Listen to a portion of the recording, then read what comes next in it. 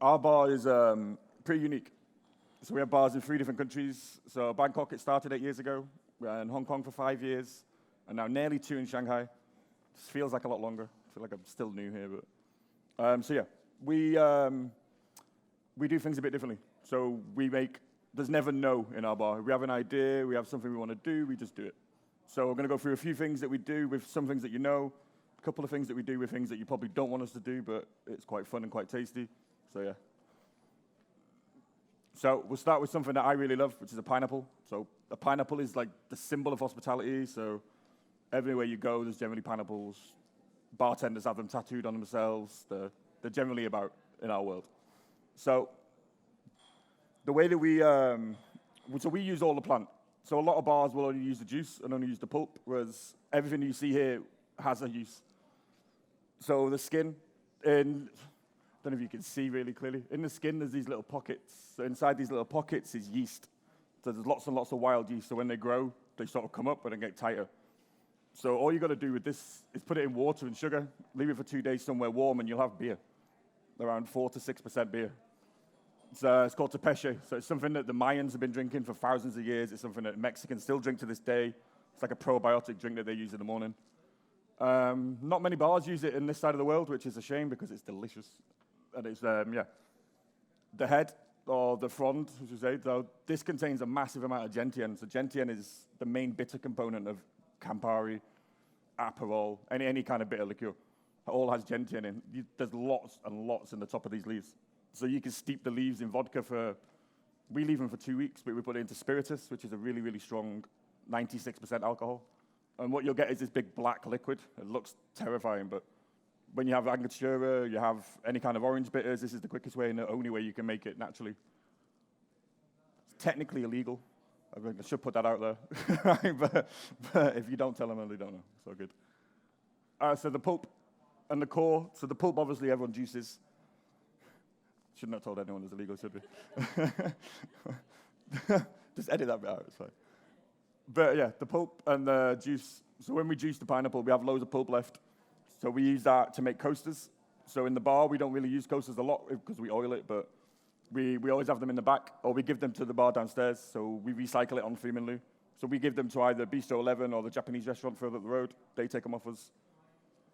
We swap them for fish skin. I know it's one of the other things we do in the bar is where we try and reuse a lot of products. So we take their fish skin and then we put that through some vodka in our bar. We give them the coasters that we use the juice from, and it's sort of like it's a nice industry we've got going on. The core we can use for vinegar. So the core, we chop it up again, and then we let it ferment. So we lacto ferment that, and then we make pineapple vinegar or shrub. So one piece of fruit basically gives us 5, 6 different things. And then we could trade off the back of all of that again, and like a small circular economy. So I used to be a fruit guy on Freemanlu. I don't know if you know Freeman. There used to be a little fruit shop when I first came to Shanghai. So we used to get all his bad fruit. That was another thing we used to do. We would buy all the fruit he would throw away, and then we'd use it, we'd turn it into shrubs.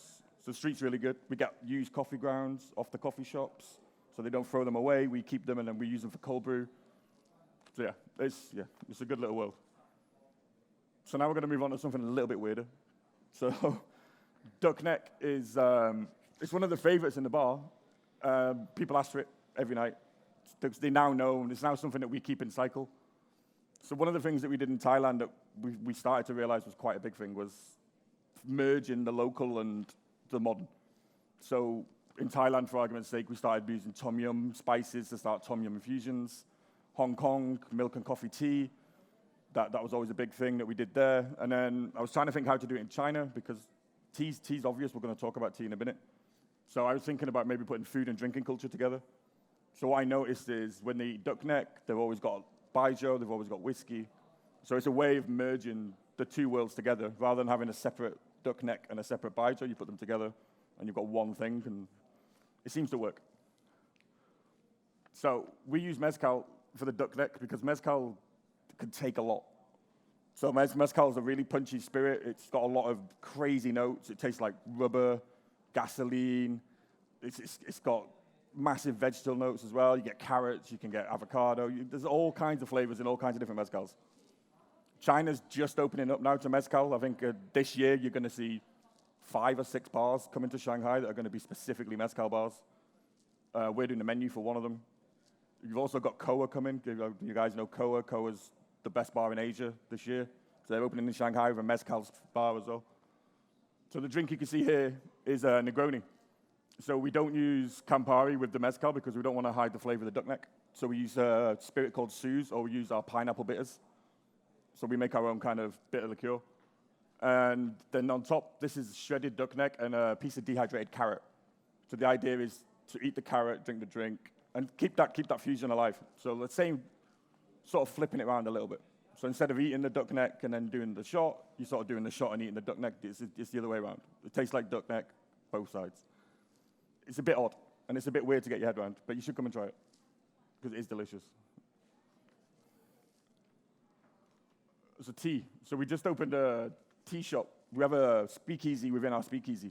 So we call it the Chamber. Some people don't like the name. It sounds a bit weird, but it's the best word we can come up with for it. So we have a tea house. So we've tried to reinterpret a traditional Chinese tea service, but with cocktails. And we took a lot of different flavored teas. Yeah. So Pure is one that was new to me. I'd never heard of it before. It's really interesting. I like it because of the way they make it. And I don't really, the lacto fermentation, like we talked about a minute ago with the pineapples, they did that with Pure tea thousands of years ago without really knowing what it was called. It didn't really have a name. It was just the way that the tea was processed in their eyes. So we took the Pure and then so it's already been lacto fermented, it's already been dried and processed. We take it again and then we take it even further. So we lacto ferment the tea even more. And then we wrap it in some orange peel. So there's a traditional Pure tea that's in aged orange peel anyway. So we do it, but then we cheat the aging system. So we dehydrate both of them together. And then we vacuum pack it. So we put all this pressure into it really quick.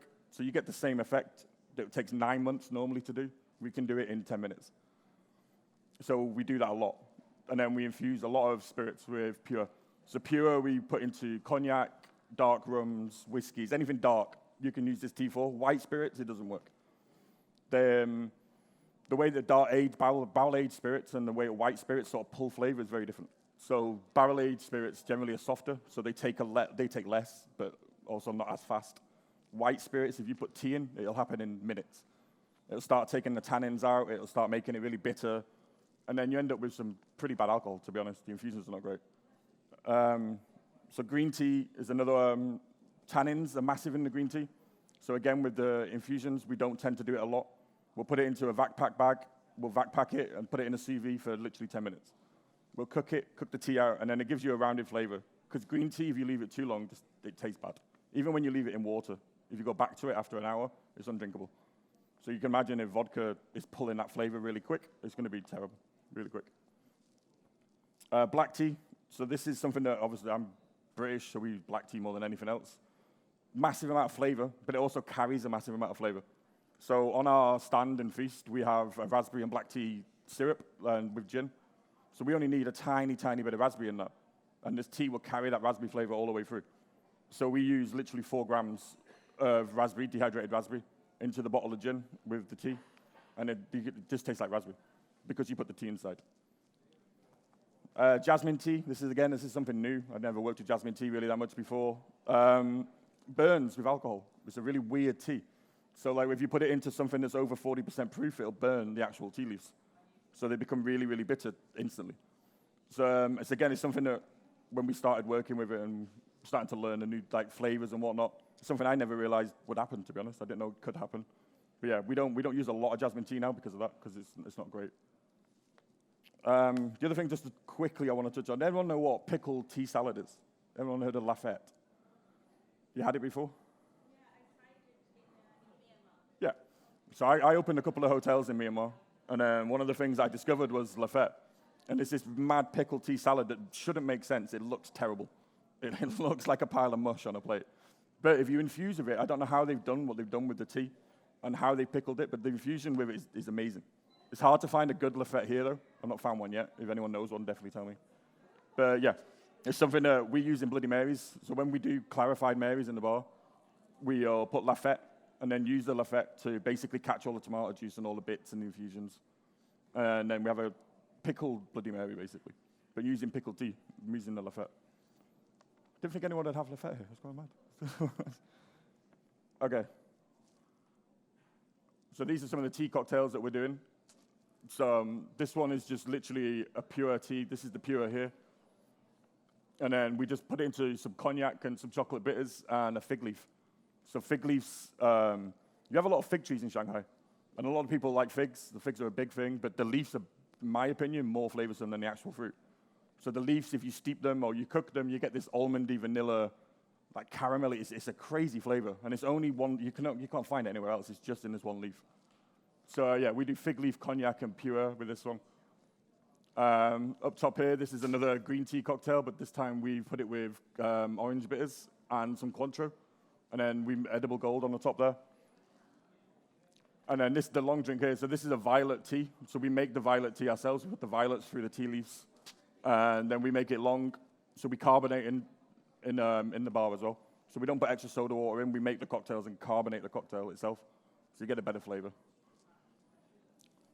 So this is still going on, guys, as well. If you want to come down, we still have the tea room for the rest of this month before we change what we're going to do.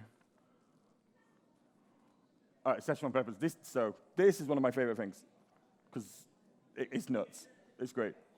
So when we use it all across the bar. So sweetness, spicy, and bitterness. It all depends on which alcohol you put it into, which one you get. So sweetness, if you put it into Campari or you put it into a sour cocktail, this becomes sweet. The flavor becomes sweet, and it works as the sugar component of whatever that is. Spicy, so like we said about white spirits, because white spirits take flavor quick. So if you put this into any kind of white spirit, it's going to be ruthless in about 2 hours. Like in terms of opening the bottle, you're going to get that hit, and then the drink itself is going to really get you. And then for the bitterness, when you put it into any barrel-aged spirit, it turns bitter. No matter what you do, it will put a bitterness into that spirit. And it's the DNA and the makeup of this that really makes it special. Anyone heard of buzz buttons? Anyone heard of those? So buzz buttons are the flower of the Szechuan pepper bush. But buzz buttons are incredible things. You can eat the flower, and then you'll have this buzzing sensation on your tongue. But then if you eat something sour, it'll be sweet. And if you eat something sweet, it'll be sour. And it completely changes the whole makeup of your tongue. So instead of having your sweet on this side and your sour here, it'll flip them over. And it'll make salty appear from somewhere. They do crazy things to your mouth. They're really fun. I'm not trying to find any here yet, but if I can, you should come by. I will let everyone know, put it that way. So normally what we did in Thailand with these is we'd serve them on a small plate. And we'd give them a flower, and it would just be like, eat the flower. And then we would purposely weigh the drink to be super sweet or super, super sour, to the point where normally you couldn't drink it. But when we give them the flower and they eat the flower, and then this drink completely is different. So they could drink pure lemon juice and it would taste sweet. So we used to have a lot of fun with that. We used to give people fake ones as well just to see what would happen, and then, yeah, it was fun. For those of you who know me, we do stupid cheers, man. So I'm going to tiny science lesson back to pineapples as well. So anyone heard the myth of pineapple farmers losing their fingerprints? No, it's not a myth. It's a real thing. So there's a chemical called bromelain in it. So bromelain is a meat tenderizer. So you can buy it as a powder, and you can put it on your meat, and it just makes it soft. It's the only thing in the world that has it naturally. So pineapple farmers and myself, for 2 weeks, lost their fingerprints. And so they walk around with swollen tips of their fingers. I did a festival in Thailand called Wonderfruit, where I stupidly said yes to doing a zero-waste bar at a festival. It was a bad idea. Didn't sleep for 3 days. Running around the place trying to find pineapples and all sorts of nonsense. But when I got home, I had no fingerprints. And all my fingers were swollen at the top. And then when I actually looked into why, it turned out I'd been working with that much pineapple that all my fingerprints had disappeared. So pineapple farmers don't have fingerprints. So if you get murdered and you can't find any, it's definitely one of those guys. So a couple of other things about the pineapple. They have over 52 acids inside one piece of fruit. Most of them we can only find in the pineapple. But they also share a lot with a lot of unusual things. So we use pineapple juice to make cold brew because the acid inside a pineapple and the acid inside a coffee bean is the same. So when you start putting acids together instead of flavors, it works in a whole different way. So we do pineapple cold brew quite a lot. They have, there's another kind of ascorbic acid, which helps you digest normally, but also at massive doses, it can do crazy things to your body parts. So your hands can go bigger. Your feet can get bigger. If you eat a lot of pineapple, it starts to swell out. So you end up with these overly big hands. So if you Google pineapple farmers, because pineapples in Thailand, when I went up to North Thailand to look, it's 90% of their diet. So they're fermenting them, they're putting them into savory dishes, they use them in everything, except pizza. Nobody puts them on pizza. But yeah, so when you go there, they've got massive spade hands, but they're really small people. And they've just got obscenely big hands and feet. And it's because they consume so much pineapple that this acid starts to change the DNA, and it starts to affect who they are. So you end up with these fingerprintless people with massive hands farming pineapples in the middle of nowhere in like Chiang Rai. It's a weird thing to see. Super weird thing to see. But it's funny. Yeah, I love pineapples, as you can tell. It's my favorite thing. I think I'm pretty much done. Yeah, I'm done. I am all good.